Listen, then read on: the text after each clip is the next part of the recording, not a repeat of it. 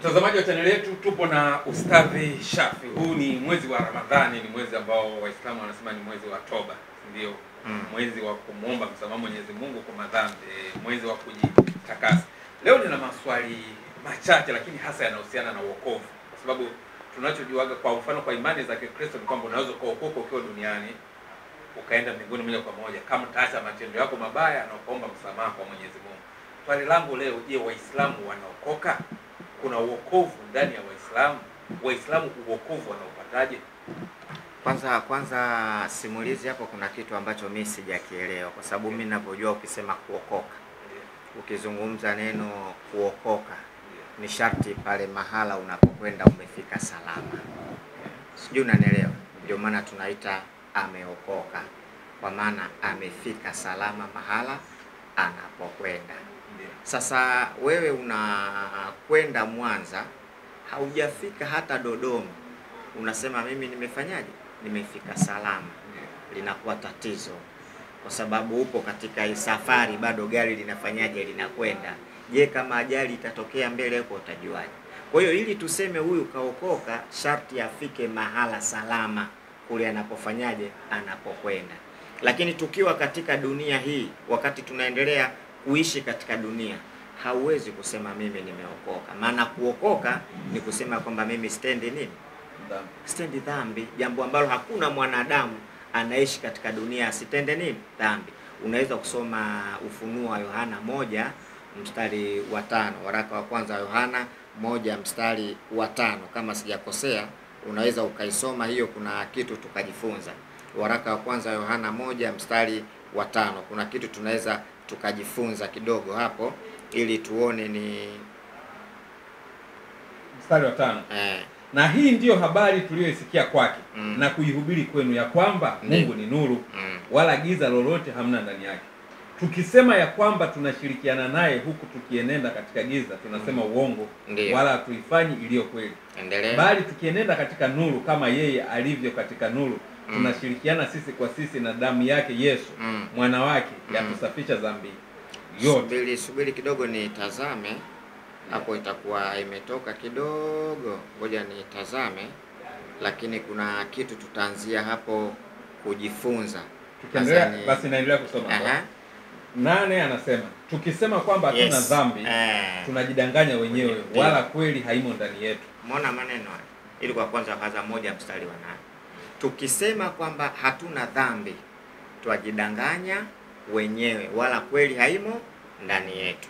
Kwa hiyo mwanadamu, simulizi, hapati fursa ya kusema kwamba yeye hana nini? Hana dhambi.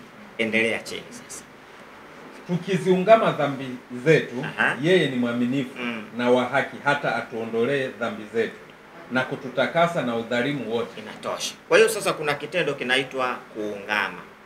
Kuungama ni kuomba msamaha. Umeelewa? Desturi ya mwanadamu ni kutenda nini? Dhambi. Ila anapoungama kuomba msamaha, zile dhambi anafanyaje? Anafutiwa. Kwa hiyo maisha yake yote ya kuishi duniani yapo hivyo. Simulizi, huwezi kuishi katika dunia usitende dhambi. Au inawezekana? Ni ngumu sana. Ni ngumu, lazima utende dhambi. Kwa hiyo lakini unapotenda dhambi unakimbilia kuomba nini? Msamaha. Mungu anafanyaje? Anakusamehe. Haimaanishi kwamba wewe mkamilifu unaweza ukaishi tu usitende dhambi, hakuna. Na ndio maana nasema huwezi kuokoka duniani, kwa sababu bado upo duniani wewe unatenda dhambi. Soma Mhubiri 7:20. Mhubiri 7:20. Mhubiri 7 mstari wa 20. Kuna kitu kidogo cha kujifunza. Sawa. Mstari wa 20 anasema, bila shaka hakuna mwanadamu mwenye haki hapa duniani afanyaye atendaye mema pasipo kutenda dhambi. Umesemaje Rwanda? Wewe litafsiri mwenye simulizi namna unavyoliona katika Biblia. Kwamba unaweza kuwa unatenda mema, lakini unaweza kusema unatenda mema tu bila dhambi. Lazima dhambi utende. Kwa hiyo hawa wanasema wameokoka, wanatupa shida. Wanaokokaje hali ya kuwa wapo katika dunia na Biblia inasema hakuna mwanadamu awezaye kutenda mema duniani asitende na nini? Na dhambi. Kwa hiyo sharti la mwanadamu lazima atende dhambi, simulizi. Kwa hiyo sisi Waislamu tunatenda dhambi, hatukatai, hakuna mtu mwenye dhambi. Ila Mungu anasema ukitenda dhambi omba nini? omba msamaha kwa kile ulichokifanya. Kwa hiyo Mungu anakusamehe. Haimaanishi kuna mahala tutakaa eti mazali tushaziungama dhambi zetu eti hatutoweza kutenda dhambi tena mpaka ndio maana tunasema duniani hauwezi kuokoka, kwa sababu bado uko safarini, safari inaendelea. Utasemaje mimi nimeokoka? Swali hili walimuuliza Bwana Yesu. Lakini kabla ya Bwana Yesu, sisi Qur'an ukisoma simulizi sura ya 2 aya ya 21, kuna kitu hapa nataka ukione, alafu enyi watu mwabuduni Mola wenu ambaye amekuumbeni ninyi na wali kabla yenu ili mpate kuokoka. Maana tupate kufanyaje? Kuokoka. Maana ile neno tupate kuokoka. Nini maana tupate? Maana tunalipwa baada ya kazi. Lakini sio hapa sasa. Uokovu tutalipwa sio hapa.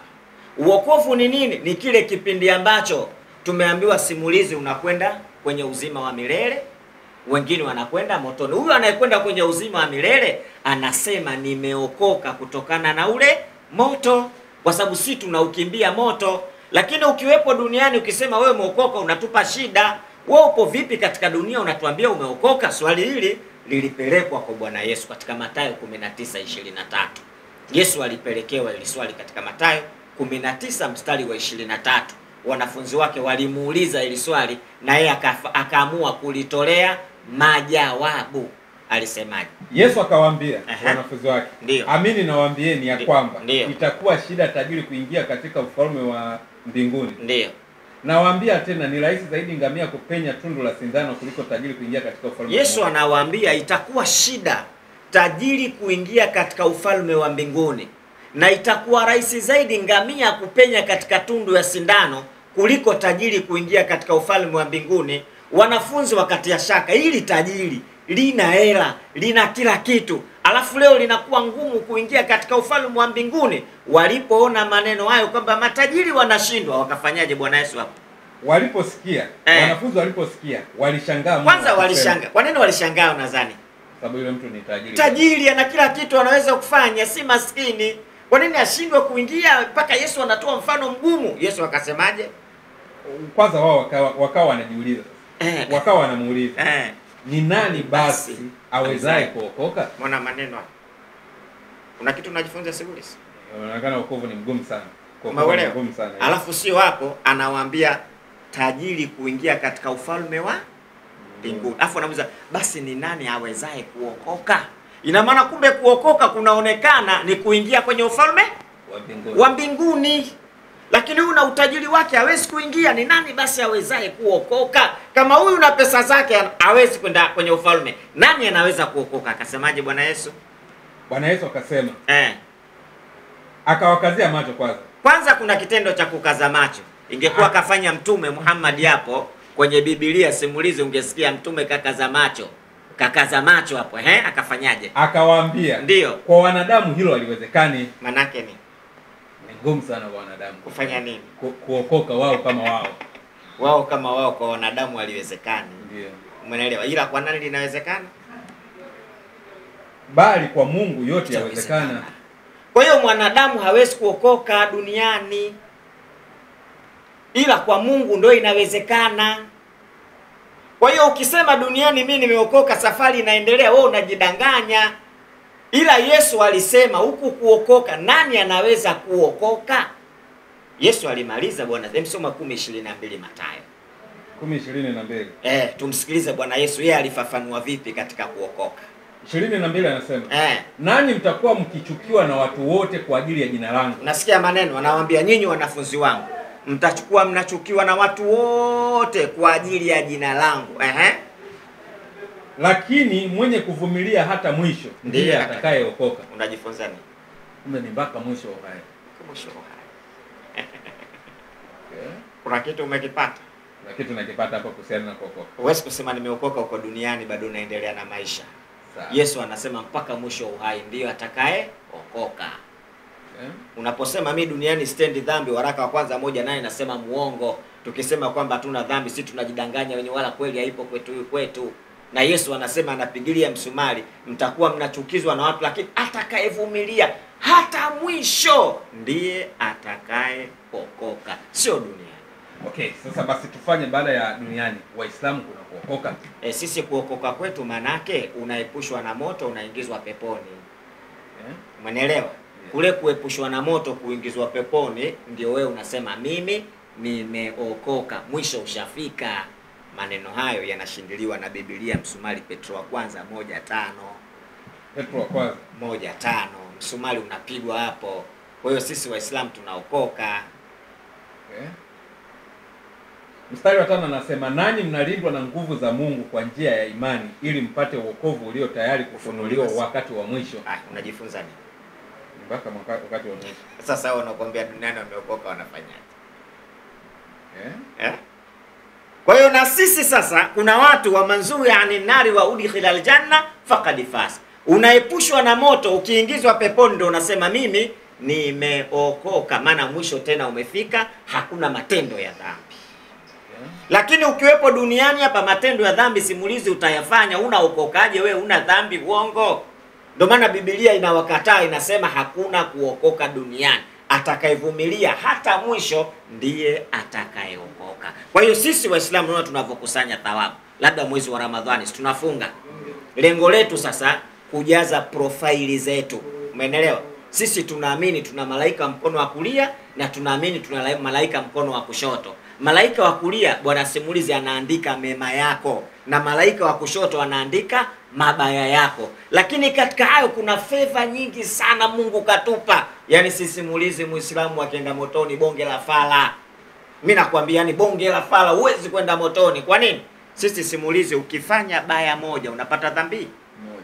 Na ukifanya zuri moja unapata thawabu ngapi? 10. Unaendaje motoni? Okay. Umeziona favors? Rahisi kufanya mema, lakini kufanya mema sio rahisi hivyo.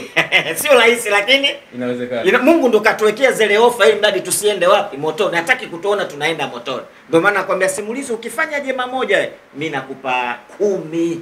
Ukifanya baya moja mimi nakupa dhambi moja. 10 toa 9. 10 toa 1 unabaki na 9 kibindoni pale. Lakini leo simulizi ukiamka asubuhi ukiwaambia watu assalamu alaikum wa rahmatullahi wa barakatuh unapata thawabu 30. Okay. Ili neno ukisema assalamu alaikum wa rahmatullahi wa barakatuh, na hili sio neno kwamba baya, ili ni Kiarabu, Kiswahili chake amani ya Mungu iwe pamoja nawe na baraka zake. Tumeelewa? Ndio Kiswahili iko amani ya Mungu iwe pamoja nawe na baraka zake. Hata Yesu alitumia isalamu, amani iwe kwenu. Kwa Kiarabu tunasema assalamu alaikum, kwa Kiingereza peace to be upon you. Kwa hiyo Mkristo wa Kiingereza, Muingereza Mkristo akija hapa akitoa salamu atasema peace to be upon. Akija Mwarabu Mkristo atasema assalamu alaikum. Mswahili atasema amani ya Mungu iwe. Lakini ukisema hivi unaonekana kama umeongea lugha ambayo ya Kiislamu, wakati kwamba hii ni salamu iliyotajwa kwa mujibu wa lugha. Kwa hiyo sasa ukitoa salamu hizi unapata 30. Sasa mimi simulizi sema mimi najitahidi leo nasalimia watu 100. Una ngapi? Okay, 300. 3000. Umejaza kibindoni 3000 kwenye profile yako zinajaza. Sisi Uislamu simulizi ni simple. Umepita njiani simulizi ukiona takataka ukiitoa pale ule mwiba watu usiwachome ule unaandikiwa thawabu. Kwa sababu umeondoa uchafu pale. Simulizi ukiniona mimi ukatabasamu kwamba kwa furaha bila chuki wala usda unaandikiwa thawabu. Unakwendaje motoni? Sio maneno. Wewe kwenda motoni kabisa uendi. Na sisi unaona hii Ramadhani tunafutiwa madhambi yaliyopita. Yaani Mungu katuletea Ramadhani funga kwa sababu tunafutiwa madhambi yaliyopita. Mtume anasema man swama ramadhanan imanan wa ihtisaban ghufira lahu ma taqaddama min dhambi. Ukifunga Ramadhani ukweli wa kufunga kwa kuamini na kwa kutegemea unafutiwa madhambi. Mungu hataki twende motoni. Simulizi hajaweka mambo magumu kwenye dini yetu hata siku moja. Okay, sisi tunasema katika kuokoka duniani kuna kuokoka kwa imani. Kwa sababu kama ulivyosema unasafiri unatoka hapa kwenda Arusha. Alafu unasema nimefika salama Arusha. Tunasema ni imani yako kwamba umefika salama.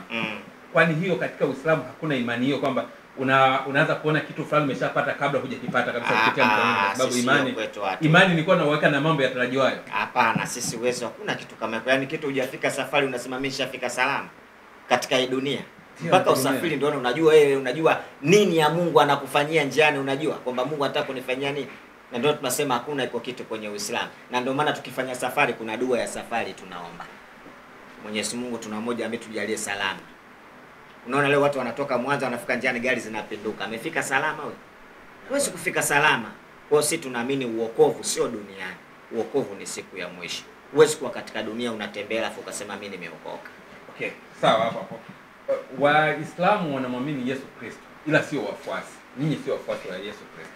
Sisi tunajua wafuasi wa Yesu Kristo wanabebewa dhambi na Yesu Kristo ulimwenguni kote.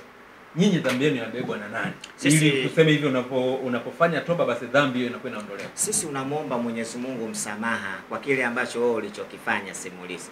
Lakini msamaha wake una masharti kwamba unajivua kwamba mimi jambo hili sitorudia tena kulifanya. Rabbi nisamee nimelifanya kimakosa.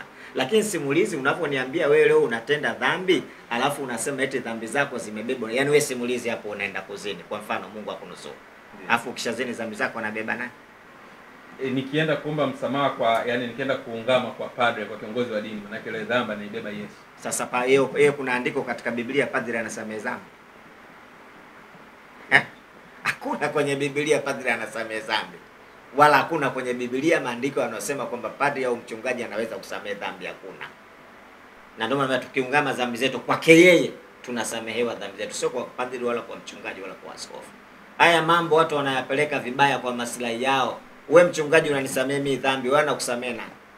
Wewe kufanya kosa unasamehewa na nani? Ananisaidia kuomba msamaha kwa sababu tunaposema tunaungama mbele za Mungu Baba pamoja na wewe padre. Na yule tuseme yule kama ni kiongozi leo kwa duniani mwenye mamlaka ambayo anaweza akamwakilisha Mwenyezi Mungu. Hakuna kitu kama hicho. Wewe kwa binadamu na kuwakilisha yeye kwa Mungu. Kwa mfano nikupe mfano mdogo tu. Mimi simulizi mimi mwizi kweli kweli, nakupa mfano mimi mwizi kweli kweli. Lakini wewe una shida na kazi, alafu mimi nakupeleka dukani. Mwenye duka, wewe mwaminifu mpe kazi. Unasemaje, ataelewa? Hapana. Kwa nini asielewe? Sasa kama kusamehewa dhambi kutoka kwa mtu haiwezekani, inawezekanaje dua inayofanyika au sala mtu aje anifanyie mimi sala alafu zile sala zifike kwa Mwenyezi Mungu? Au mashehe wanavyofanyaga mnaiomba dua inakuja kunifikia mimi, yani kwamba unaniombea mimi dua na ile dua inafanikiwa. Wakati wewe unakuwa si hapo unakuwa tayari umewakilisha yale mahitaji yangu kwa Mwenyezi Mungu. Kama hilo linawezekana, kwa nini kwenye dhambi sio? Na ndio maana kwenye dua tukikufanyia tunakwambia tia nia. Unataka nini Mungu akufanyie? Si ndio? Na kwenye dhambi hivyo hivyo tunaambiwa hivyo hivyo. Sasa kwenye dhambi hakuna iko kitu kwamba mwambie Mungu msamehe huyu, hakuna. Hiyo ni direct wewe na Mola wako. Ila kwenye dua nitakwambia simulizi. Mwambie Mwenyezi Mungu hapa unachokitaka. Alafu sisi tunasoma kile ambacho Mungu ametuambia, someni hiki, someni hiki, someni hiki, mimi nitajibu. Lakini kwenye dhambi hakuna kwamba huyu afanye hivi, afanye hivi, alafu mimi nitafanyaje? Nitasamehe hizo dhambi. Dhambi ni baina ya wewe na nani? Na Mungu wako. Yaani dhambi, kuna dhambi nyingine umefanya kwa siri wewe. Unatakiwa wewe na Mungu wako ndio muombe nini? Msamaha. Sio kwamba unifuate mimi Sheshafi niombe msamaha kwa Mungu dhambi zangu. Hakuna. Dhambi ni siri yako wewe na Mungu wako. Unajua mwenyewe ulichokifanya. Baba yako asirini atakujaza. Si ndio hivyo? Unakaa chini unamwambia Mungu wako dhambi zako, Mungu nisamehe sitarudia tena katika dhambi. Ndio dhambi zinavoombwa. Lakini huwezi kwenda kwa mchungaji ukamwambia mchungaji nisamehe. Tena siku hizo wanasema nisamehe dhambi. Anamwekea mkono umesamehewa dhambi, anasamehewa na nani? Simulize ya mambo haya, hakuna mambo tu watu wanayaingiza. Alafu tu sasa hivi kuna kitu ambacho kibaya sana. Si Waislamu tunajitahidi sana kusoma vitabu. Unajua mimi Muislamu huwezi kunidanganya kijinga. Ukija hapa nitakwambia hiyo aya unayo. Mtume kasema wapi hayo maneno unasema hivyo. Ukifanya masala ukuswalishi tena msikitini kutuletea uongo. Lakini sasa upande wa pili wa Kristo hakuna iko kitu. Utamsikiza mchungaji tu anachokisema akasema nini na wewe utafuata. Tusome vitabu, tusikubali kusomewa. Tuvisome vitabu tuvielewe kwamba kitabu hiki kinasema hivi na uchanganue katika akili zako. Usikubali tu mtu atakuja atakufunulia anachokitaka leo tufungue 5:5 Mathayo. Na wewe unafungua 5:5 mchezo umeisha. Hapana, wewe ibada yako lazima ujue taratibu zako za ibada zikoje. Ina maana wewe ukifa mimi ibada sifanyi. Wewe umeumwa mimi ibada sifanyi. Hakuna. Ndo kuna mchungaji mmoja hapa alisafiri alikuwa anawekea watu TV nyumbani kwake. Kwa Kakobe pale kanisani kwake linaikuwa TV. Mwenyewe yuko Marekani watu wanaswali kupitia ile TV. Umeona wapi mama? Kila mtu ajue taratibu zile zinazotakiwa kufanya ibada. Leo simulizi ukiamua kwenda kanisani unatakiwa ujue naanza hapa, nafanya hapa na hapa na malizia hapa. Sio hivyo? Tu taratibu za Kiislamu. Ukiingia msikitini unajua naanza hapa na malizia hapa, natokea hapa, swala yangu ya mwisho itakuwa hapa, unarudi nyumbani ukishaswali japo kama imamu hayupo. Sijui umenipata bwana simulizi. Kupata. Ndio tunavyoswali sisi hivyo. na tutavofanya ibada kwa staili hiyo. Kwa hiyo hakuna kuokoka duniani. Duniani unasema hakuna kuokoka. Lakini je, Muislamu anayefanya matendo mema? Kwa sababu Wakristo tunajua tunaenda mbinguni, tutakuwa tunaimba na kusifu. Waislamu basi hata sijui kama wanaenda mbinguni. Kama wakienda mbinguni wao wanaenda kufanya nini? Sisi hatuendi mbinguni, sisi tunaenda peponi. Soma 43:68 Qur'an. Sisi peponi tunaenda bwana. 43:68 Qur'an. Soma 43:68 Qur'an. 68.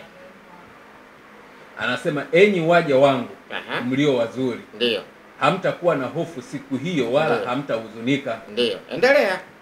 Wala waja wangu ambao waliziamini aya zetu. Ndio. Na walikuwa Waislamu kamili. Ndio. Ingieni bustanini peponi. Ndio. Nyinyi na wake zenu mtafurahishwa humo. Unaona tunaingia wapi? Peponi. Peponi nako kuna furaha peponi. Bustanini. Bustanini, yani peponi huko ndo tunaingia. Alafu Yesu aendi mbinguni. Yesu naye aendi mbinguni Yesu. Kuna mtu alikuwa naye pembeni pale alimwambia Bwana nataka tu, akamwambia utakuwa na mimi pamoja wapi? Soma 23:41 Luka. 23:41 Luka. 23:41 kitabu cha Luka. Yesu aendi mbinguni. Aendi mbinguni. Sisi tunakuwa naye sisi bwana. Simsikize Danieli. 23:41 Luka. Sawa. 23:41 Luka. 41 nasema. Nayo ni haki kwetu sisi kwa kuwa tunapokea malipo tuliyostahili kwa matendo yetu, bali huyu akutenda lolote lisilofaa. Endelea tu. 42. Endelea. Kisha akasema, Yesu nikumbuke utakapoingia katika ufalme wako. Anamwambia je Bwana? Yesu nikumbuke utakapoingia katika nini? Ufalme wako. Endelea. Yesu akamwambia, amini nakwambia, leo hivi utakuwa pamoja nami peponi. Wapi? Peponi. Na si Waislamu tunaenda peponi. Lakini nyinyi peponi yenu hiyo inamaanisha bustanini. Bustani ndio pepo. Ukisikia bustani maana yake ni pepo, sehemu iliyopendezeshwa, sehemu iliyotengenezwa vizuri, ndio maana ya bustani. Na ndio maana Yesu akasema peponi. Kuna watu wanasema kwamba peponi hamna kula wala kunywa. Unajua kusikia? Ndio. Soma Luka 22:29. Luka 22:29. Sawa. 29 nasema. Nami nawawekea ninyi ufalme kama vile baba yangu alivyoniwekea mimi, mpate kula na kunywa mezani pangu katika ufalme wangu, na kuketi katika viti vya enzi, huku mkiyahukumu makabila 12 ya Israeli. Wapi maneno hayo yanasema? Hapa anasema duniani. Ila anasema huko kwenye ufalme wake kutakuwa na nini? Kutakuwa mpate kula na kunywa mezani pangu. Tunaburudika, sisi ndio imani yetu, tunaburudika. Vizuri kabisa. Wala mna shida. Sina Bwana Yesu, tena tutapiga cheers. Yaani kikombe kwa kikombe. Msoma Mathayo 26:26 hapa itakuwa na Bwana Yesu tunapiga cheers afu tunakunywa. Mathayo 26:26. Sawa. Anasema 26. Nao walipokuwa wakila, Yesu alitoa mkate akabariki, akaumega, akawapa wafuasi wake akisema, twaeni mle, huu ndio mwili wangu. Endelea tu. Akakitwaa kikombe akashukuru akawapa akisema, kunyweni nyote katika hiki, kwa maana hii ndiyo damu yangu ya agano imwagikayo kwa ajili ya wengi kwa ondoleo la dhambi. Endelea. Lakini nawaambieni, sitakunywa kabisa tangu sasa uzao huu wa mzabibu, hata siku ile nitakapokunywa mpya pamoja nanyi katika ufalme wa baba yangu. Unaelewaje? Manake hapo kwa hapa duniani Yesu kwa hapa alipokuwa anatoa alikuwa anamaliza kwamba hata kunywa tena akimaliza pale mpaka kwenye ufalme wa Mungu. Kwa hiyo kule atafanya nini? Atakunywa. Atakunywa. Na sisi tutakunywa.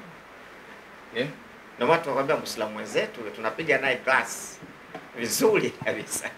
Sawa, ili uyafikie haya kwa sisi wa Kristo tunajua lazima ubatizwe. Kwanza uamini kwamba Yesu ni mwana wa Mungu. Ujue kwamba alitumwa kwa ajili ya wokovu wetu na ubatizwe. Nyinyi Waislamu hivyo vyote hamfanyi. Kwamba mwana wa Mungu amwamini, alitumwa mnaamini na Mungu, na kwamba kubatizwa mnakataa. Sisi sasa hatupo huko kwenye hilo agano, sisi tunamfuata Bwana Mtume Muhammad. Kwa hiyo hakutufundisha hizo habari za kubatizwa wala nini. Sio, unanielewa? Sisi hizo tumeambiwa tumwamini tu Bwana Yesu basi.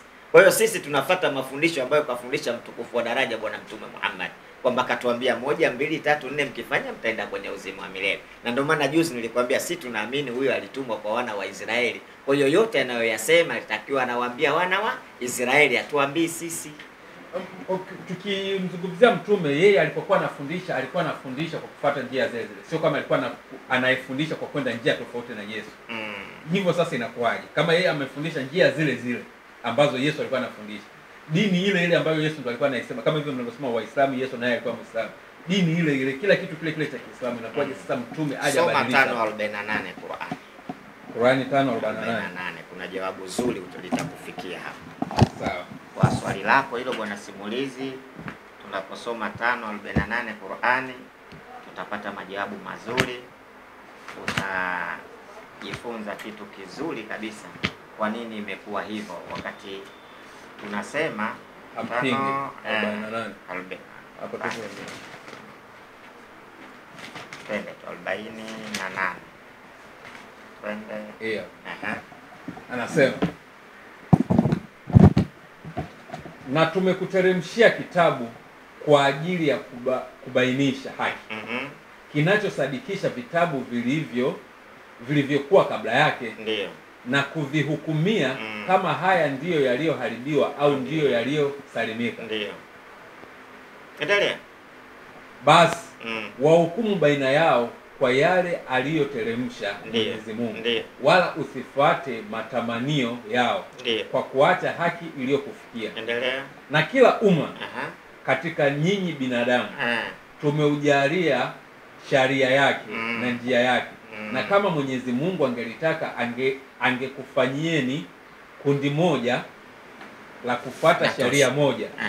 Kwa hiyo kila umma tumeujalia sheria zake na namna yake ya ibada. Umeelewa simulizi?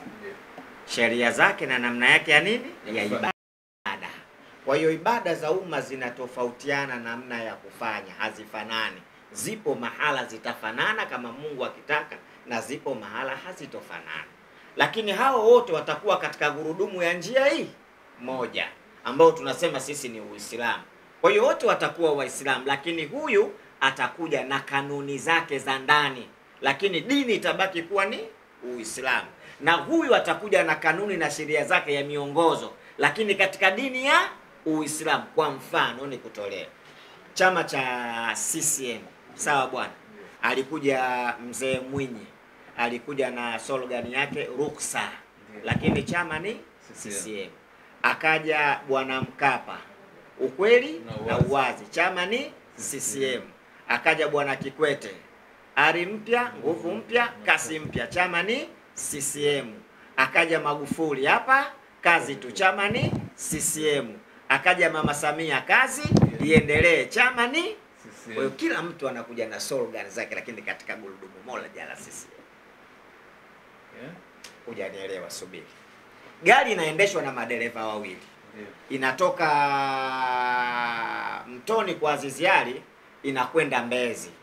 Dereva wa kwanza aliyekuwa anaendesha akasema, mimi kanuni na sheria yangu wanafunzi wasimame. Wanafunzi wakasimama mpaka Malapa.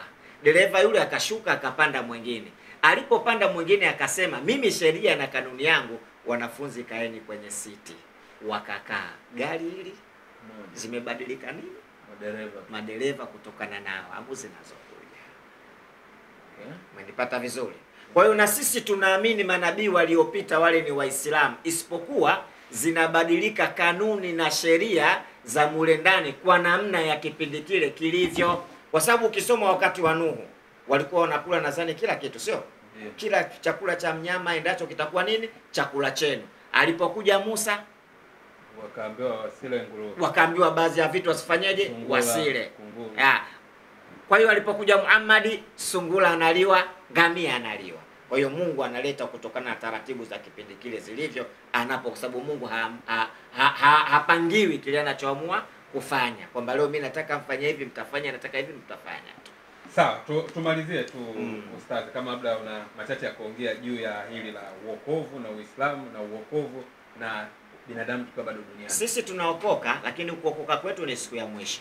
Siku ya mwisho pale ambayo umetolewa hukumu, hao wanakwenda mkono wa kulia, hao wanakwenda mkono wa kushoto. Ukifanikiwa kwenda katika uzima, wewe unasema mimi nimeokoka, na moto. Lakini huwezi kuishi katika dunia hii ukasema mimi nimeokoka wakati safari haijafika. Na ndio maana hata wanafunzi wa Yesu walimuuliza Yesu, akasema itakuwa ngumu tajiri kuingia katika ufalme wa mbinguni, afadhali ngamia kupenya katika tundu la sindano. Wanafunzi wakajiuliza, kwa maana hiyo ni nani basi awezaye kuokoka? Yesu kanza akawakazia macho, akawaambia hilo la kuokoka kwa mwanadamu haliwezekani, ila kwa Mungu yote yanawezekana. Kwa hiyo niwaambie, hakuna uokovu katika dunia, isipokuwa duniani tunatafuta uokovu ambao unaopatikana siku ya mwisho. Yaani hapa duniani tupo katika gurudumu la kutafuta uokovu ambao unapatikana siku za, ndio maana unakuta tunalinganiana. Namuita Danieli, bwana Danieli, uokovu uko hapa. Danieli niambia hapana, na wewe uokovu Shafi uko hapa. Yaani bado tunasigana kutafuta tutaupataje ule uokovu, ile mradi Danieli kanitania tafika siku ya mwisho tutaulizwa amkusoma maandiko. Unaona amkusoma maandiko. Kwa nini? Yeye anahisi kwamba na mimi napotea, ananitafuta ili nifanyeje? Niokoke siku ya mwisho. Na mimi nahisi na yeye anapotea, namtafuta ili tufanyeje? Tuokoke siku ya mwisho. Kwa hiyo hakuna kuokoka, hakuna mkamilifu katika dunia. Usiache kusubscribe.